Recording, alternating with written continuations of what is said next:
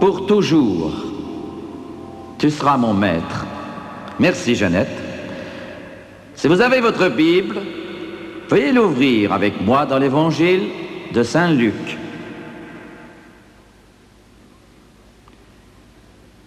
L'Évangile de Saint Luc, chapitre 21. Jésus parle ici d'une manière claire. Quand ces choses commenceront à arriver, et aujourd'hui elles commencent vraiment à arriver, alors redressez-vous et levez vos têtes parce que votre délivrance approche. Je vais prendre pour sujet les signes de la fin. Je me trouvais dans une ville du nord-est il y a quelque temps.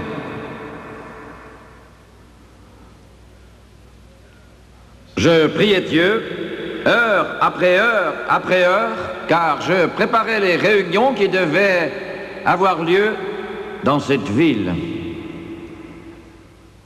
Et ce vendredi matin-là,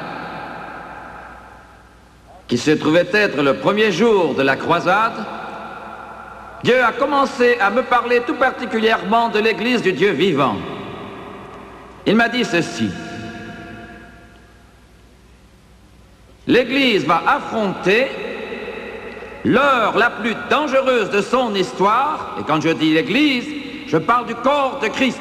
Je ne parle pas d'un groupe politique ou religieux ou d'une entité religieuse, je parle du corps de Christ. Il va affronter les moments les plus dangereux, les temps les plus difficiles de son histoire. Pourquoi ?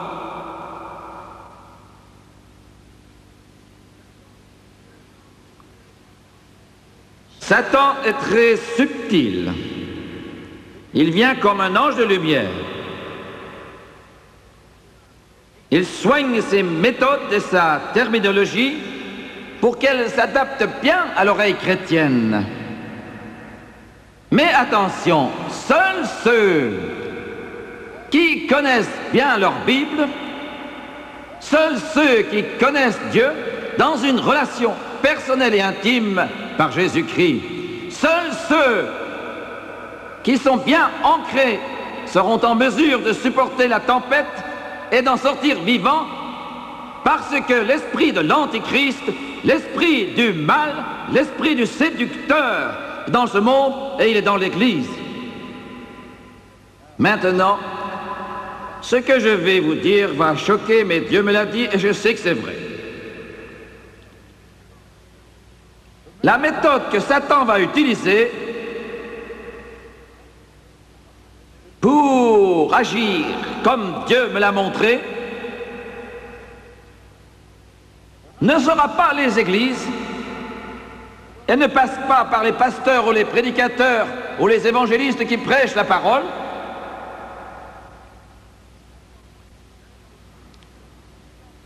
Satan va se servir de l'outil le plus puissant que le monde ait connu dans le domaine technologique, la télévision. Non, non. Je ne parle pas du mal que la télévision déverse souvent sur l'écran, ni de l'immoralité, de la saleté des vices qu'on nous y propose et qui minent peu à peu notre société. Je ne parle pas de la vulgarité du langage et de sa lente dégradation, ou de tout ce qu'on présente pour nous plaire ou nous distraire. Je ne parle pas de tout ce que contiennent ces programmes. Cela n'a rien à voir. Je parle d'un mal qui va apparaître sur tous les écrans et qui se prétendra chrétien. Fin de citation. Des pasteurs qui se disent chrétiens apparaîtront sur le petit écran avec des paroles si agréables,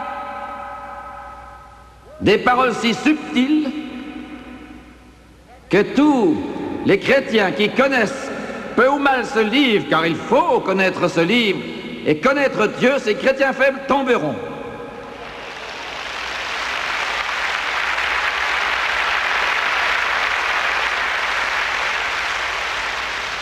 Laissez-moi citer ici quelques exemples. J'ai regardé la télévision il y a quelques jours Et j'ai vu l'un des plus célèbres homosexuels du monde artistique, du monde des variétés. C'était lors d'une émission qui se dit chrétienne. Les gens y viennent pour chanter.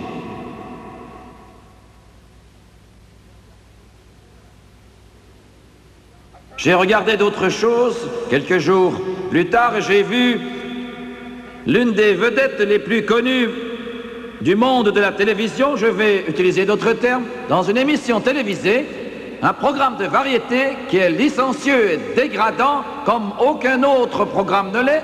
Leur invité était un chrétien, on l'a présenté comme tel, comme un modèle du vrai chrétien. J'ai vu peut-être 2 de leurs émissions en tout, ils sont bien connus, et dans leur dernière présentation, ils ont parlé de l'homosexualité comme d'une autre manière de vivre. Certains pasteurs qui prêchent à la télévision ne croient même pas en l'enlèvement de l'Église. Ils disent et répètent que c'est une folie d'attendre que Jésus revienne bientôt.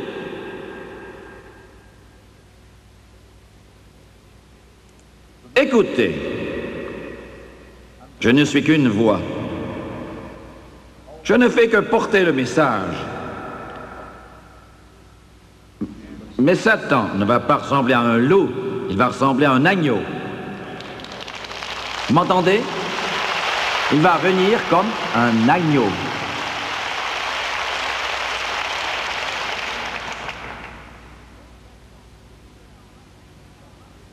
Concernant les signes de la fin dont nous parlons aujourd'hui, l'apôtre Paul dit: dans les derniers jours, il y aura des temps difficiles, car les hommes seront égoïstes, amis de l'argent, hautains et blasphémateurs, rebelles à leurs parents, ingrats, impies, dépourvus d'affection naturelle, déloyaux, calomniateurs, intempérants, cruels, ennemis des gens de bien, traîtres et enflés d'orgueil, aimant le plaisir plus qu'ils n'aimeront Dieu, ayant l'apparence de la piété, mais reniant ceux qui ont fait la force.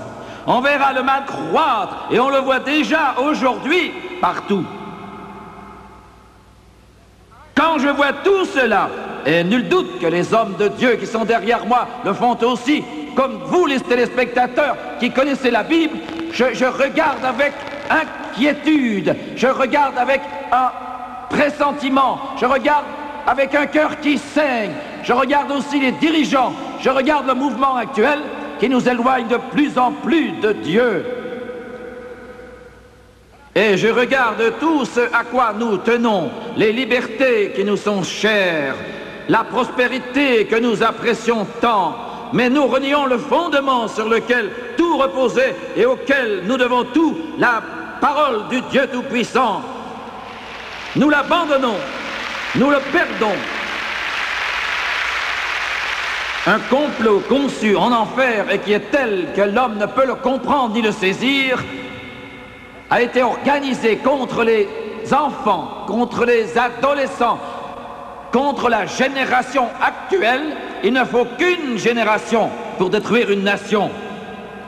La musique, la drogue, la débauche sexuelle détruisent les jeunes de manière horrible. Vous avez remarqué? L'enfant à naître n'est pas un bébé, c'est un fœtus. On a changé le nom. Vous avez remarqué? La vie, disent-ils, qu'est-ce que c'est? Elle commence quand le fœtus est viable. C'est stupide, des mots tels que fornication et adultère ne sont plus utilisés. Un autre mot a pris leur place, on l'appelle activité sexuelle. Les prostituées deviennent des entraîneuses, les désœuvrés volontaires des esprits libres.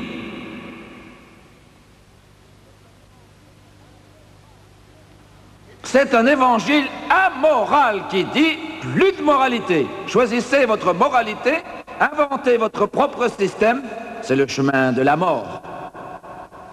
L'accroissement du mal. Le dernier, le tout dernier des signes de la fin, c'est le dernier de tous les signes, plus grand que l'accroissement du mal, plus important qu'Israël comme horloge de Dieu. Le plus grand signe que ce monde expérimente aujourd'hui et qui touche à sa fin, car Jésus revient, quel est-il? C'est la grande effusion du Saint-Esprit. Le plus grand des signes, il a dit, dans les derniers jours, je répandrai de mon esprit sur toute chair. C'est l'effusion du Saint-Esprit.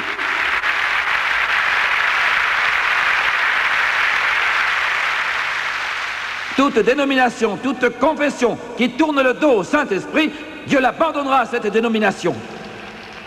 Vous entendez ce que je vous dis? À l'heure qu'il est, les églises se trouvent à un carrefour. Pensez bien à cela. Elles se trouvent à la croisée des chemins. Elles doivent faire leur choix. Elles doivent tourner. Si elles virent, et j'ai bien dit elles, car je ne me place pas avec elles, je ne suis pas le même chemin. Si elles virent vers le monde et délaissent le Saint-Esprit, si elles le délaissent vraiment, elles perdront la bénédiction. Notre seul espoir est de nous approcher de Jésus-Christ pour qu'il nous remplisse de son puissant Saint-Esprit et que nous vivions dans sa plénitude. Pasteur, écoutez-moi, il n'est pas important que le bâtiment soit grand, il n'est pas important qu'il ait coûté cher, il n'est pas important que de nombreux titres accompagnent votre nom, mais ce qui est important, c'est le flot et l'action du Saint-Esprit de Dieu dans nos églises, sur nos estrades, sur nos pasteurs et sur nos fidèles.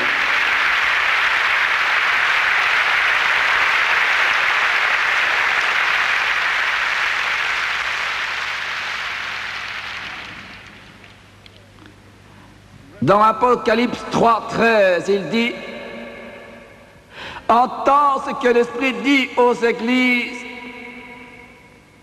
Entends ce que l'Esprit dit aux églises. Pas les universités, pas les psychologues, pas les présentateurs, pas les dénominations, mais entends ce que l'Esprit dit à toutes les églises. » Si vous êtes tiède, vous ne serez pas enlevé. Apocalypse 3, verset 16. Il dit, « Puisses-tu être froid ou bouillant? Parce que tu es tiède, je te vomirai de ma bouche. » On ne prêche plus tellement cela de nos jours. On donne une tape sur le dos, fais ce que tu peux et tout ira bien, dit-on, mais Dieu dit, « Tu es tiède, je te vomirai de ma bouche. » Deuxièmement, l'Esprit du monde, 2 Corinthiens 6, 17. « Sortez du milieu d'eux et séparez-vous, dit le Seigneur des armées, et je vous accueillerai chez moi. » L'Esprit du monde. Le monde est notre ennemi. Pasteur, montez vite en chair. Pasteur, montez vite en chair et dites à vos fidèles que l'Esprit du monde est mauvais. Dites-leur que l'amour du monde est péché. Dites toutes ces choses. Ne bégayez surtout pas. Levez-vous comme des hommes que Dieu a appelés et dites-leur que c'est mal. Ne vous arrêtez pas. Dites-leur que le cinéma est corrompu, que l'esprit du monde est là. Et dites aux jeunes de s'en écarter. Dites à vos fidèles de s'en écarter. Dites-leur que c'est mal.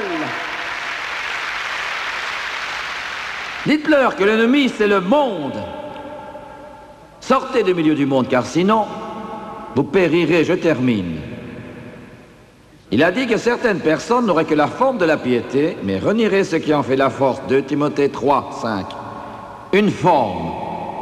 Juste une forme. Je vais essayer de me dépêcher. Je dois m'adresser encore aux chrétiens. Vous qui êtes venus ici dans ce Colisée pour entendre un prédicateur, j'en suis bien heureux. Qui que vous soyez. Mais écoutez-moi. Si vous fréquentez fidèlement une bonne église qui croit au Saint-Esprit, Dieu merci, restez-y, soutenez son pasteur, aimez les fidèles.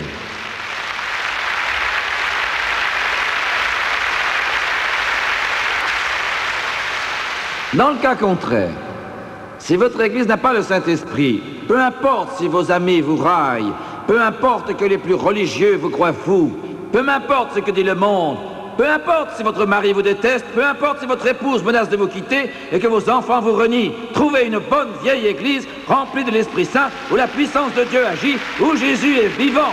La Bible est prêchée dans toute sa puissance et que l'homme de Dieu qui la proclame ait rencontré Jésus. Alors allez-y et restez-y, et restez-y, et restez-y.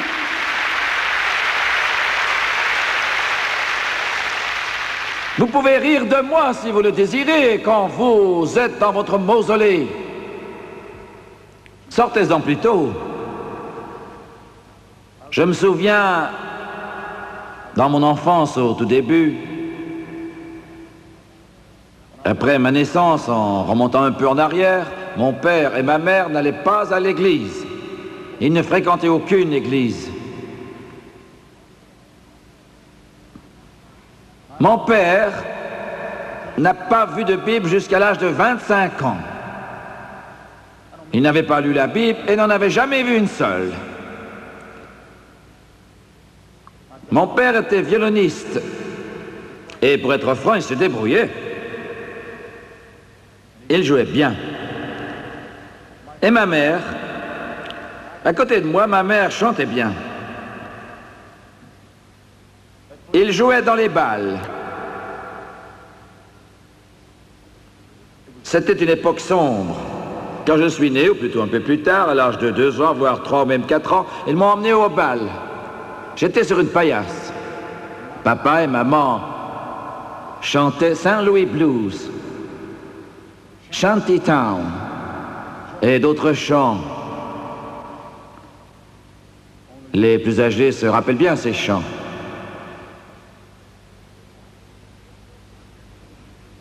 Deux femmes sont venues vers nous pour ouvrir une église. Mon oncle voulait payer pour cela. Il ne connaissait pas Dieu, mais il voulait payer pour l'église. C'était un homme riche, un vrai millionnaire. Je suis né dans sa maison le 15 mars 1935.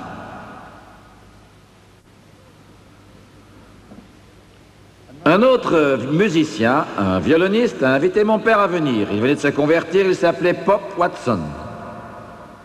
Il a dit, fiston, on appelait mon père comme ça, il a dit, pourquoi ne viendrais-tu pas? Viens avec moi dans l'orchestre. Le bâtiment, la petite église, faisait la moitié de cette estrade.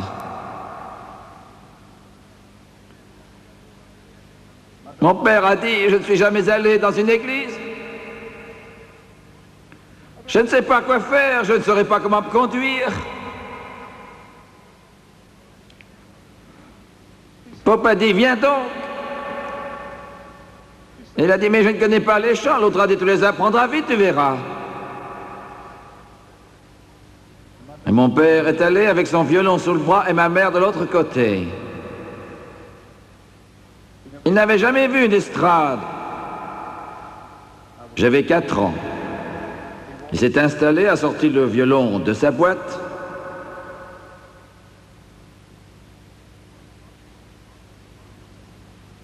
Tom Holcomb était le pasteur, le frère de Jacques Holcomb. Et ils ont commencé à chanter un vieux cantique bien connu, et si je me rappelle bien, ce devait être le premier chant chrétien que mes parents ont entendu. Mon père a commencé à le jouer, j'ai trouvé un ami en Jésus, il est tout pour moi. Il est le plus beau parmi 10 000 pour mon âme. Dès cet instant, Jésus est entré dans leur cœur et leur vie. Ils ne sont jamais retournés dans une boîte de nuit, il n'est jamais retourné dans les lieux de perdition.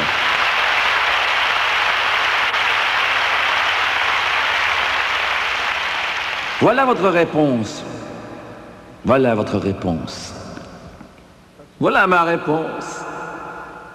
La voilà. Voilà votre force, Dieu, son Fils, Jésus-Christ. Recueillons-nous un instant.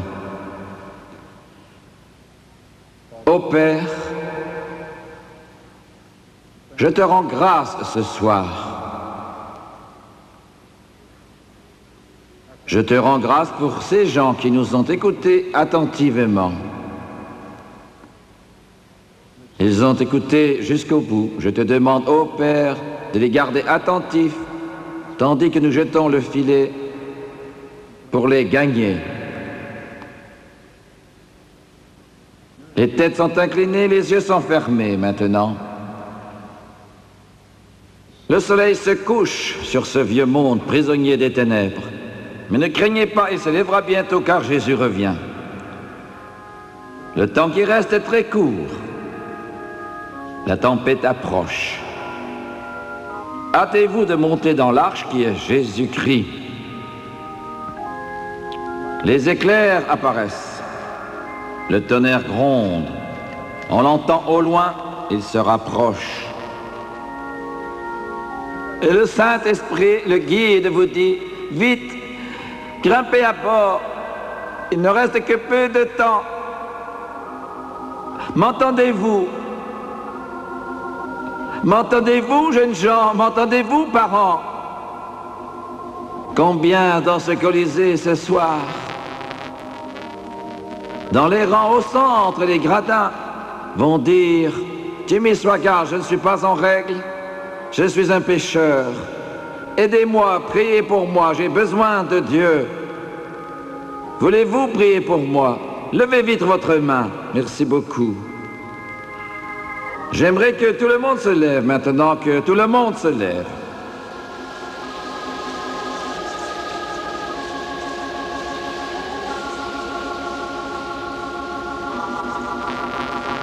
Chers voisins, j'ai senti la présence de Dieu au cours de cette prédication et de cette réunion.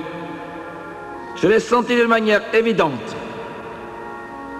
Je sais qu'il vous appelle maintenant. J'invite tous ceux qui ont levé leurs mains à s'avancer jusqu'ici, au pied de cette estrade. Pendant que nos amis vont chanter, je vous invite à venir.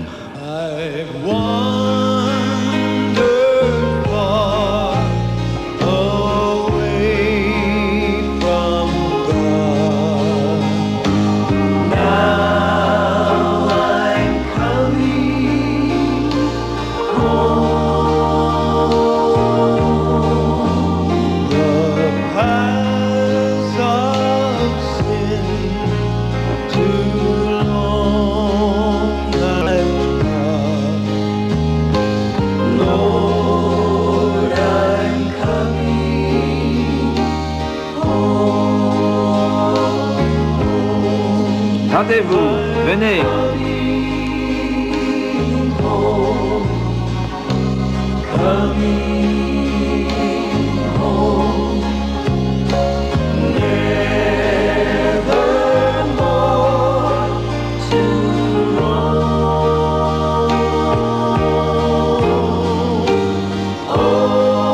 Ouvre tes bras pour m'accueillir. Merci, merci de prier avec nous. Je sens vos prières, je sais que vous priez pour eux. Merci et que Dieu vous bénisse abondamment. Ô grâce infinie de notre Dieu merveilleux.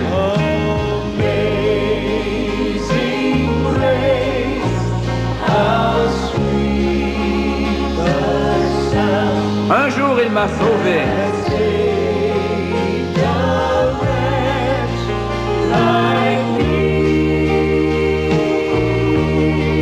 J'étais perdu,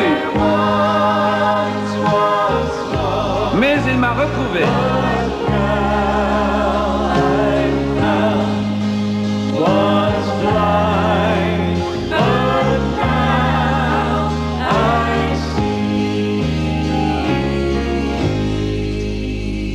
J'aimerais que vous me regardiez, s'il vous plaît, pendant un instant. Et vous aussi qui nous regardez à la télévision, ce jour sera, sans l'ombre d'un doute, le plus grand jour de votre vie, parce que Jésus s'apprête à entrer et vous allez l'inviter à entrer. Je vous demande de m'écouter attentivement, je vais vous retenir encore quelques instants seulement. À chacun d'entre vous, Dieu me demande de vous dire que peu importe qui vous êtes, ce que vous avez fait, pour lui, vous comptez beaucoup. Réfléchissez à cela. Vous comptez pour lui. Il m'a demandé de vous dire autre chose. Il m'a dit de vous dire que lorsqu'il est venu, si le monde entier avait été sauvé et qu'un seul homme était perdu et condamné à l'enfer, il serait quand même mort sur la croix du calvaire pour cette seule âme. Dis-leur cela. Et je sais qu'en plus, je dois vous dire que Dieu va vous accepter tel que vous êtes, sans condition particulière. Venez seulement. Sans argent, c'est gratuit. Vous pouvez donc boire de l'eau de la vie. Gloire. Bon, le temps presse, je dois conclure. Je vais vous conduire à lui. Je vais vous conduire. Je vous demande d'incliner la tête et de fermer les yeux. Je vais prier, je vous demande de répéter les paroles après moi. Je l'appelle cela la prière du pécheur.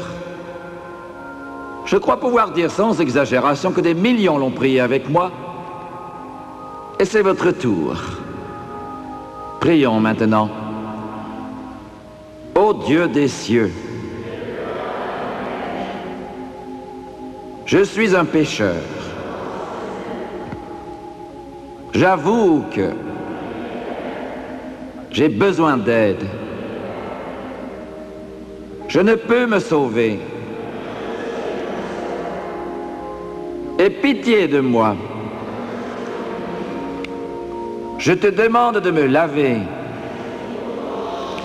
dans le sang précieux de ton Fils Jésus. Purifie-moi et selon ta parole. Romains chapitre 10. De ma bouche, je confesse le Seigneur Jésus-Christ. Dans mon cœur, je crois que Dieu a ressuscité Jésus des morts et qu'il vit. Il est mon sauveur. Maintenant, j'accepte Jésus-Christ comme mon sauveur éternel, comme mon Seigneur. Et selon sa parole, je suis lavé, je suis sanctifié, je suis justifié, je suis sauvé. Gloire au Seigneur. Alléluia.